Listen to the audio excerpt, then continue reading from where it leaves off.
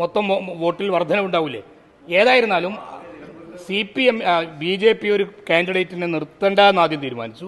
നിർത്തിയപ്പോൾ തന്നെ ഏത് സ്വഭാവത്തിലുള്ള കാൻഡിഡേറ്റിനെയാണ് നിർത്തിയത്? അതെ, കുഴപ്പമില്ല. ഞങ്ങൾ പറയുന്നത് അത് കുറച്ചുകൂടി സൂക്ഷ്മമായി പരിശോധിക്കണം.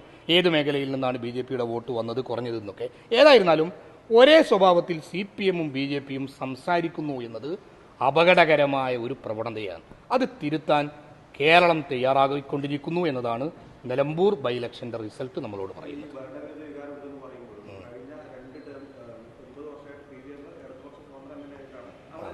അതെ,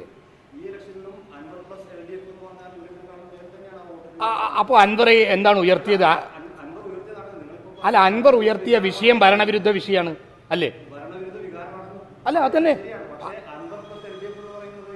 അൻവർ LDFന്റെ ഭാഗത്താണെങ്കിൽ നിങ്ങൾക്ക് പറയാം അൻവർ പ്ലസ് LDF. അൻവർ ഉയർത്തിയ വിഷയം വോട്ട് ഫിഗർ.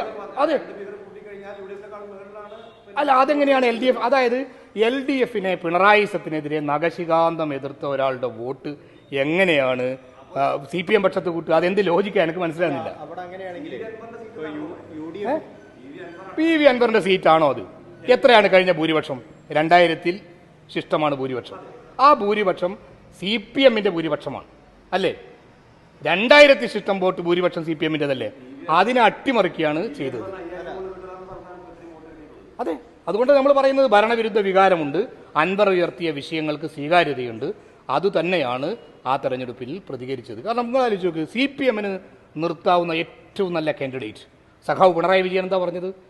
ഞങ്ങൾ നിർത്തിയിരിക്കുന്ന ഏറ്റവും ശ്രദ്ധേയനായ കാൻഡിഡേറ്റ്, ആ ശ്രദ്ധേയനായ കാൻഡിഡേറ്റിനെ വരെ ജനം പിന്തുണയ്ക്കുന്നില്ലെങ്കിൽ അതിൻ്റെ അർത്ഥം അത്രമേൽ ഭരണവിരുദ്ധ വികാരമുണ്ട്. ഒപ്പം വിഭാഗീയ രാഷ്ട്രീയവും വിദ്വേഷ പ്രചരണവും CPM നടത്തിയാൽ അതിനെ പുറങ്കാലുകൊണ്ട് ജനം ചവിട്ടി എറിയും എന്നാണ് ഈ തെരഞ്ഞെടുപ്പ് ഫലം പറയുന്നത്.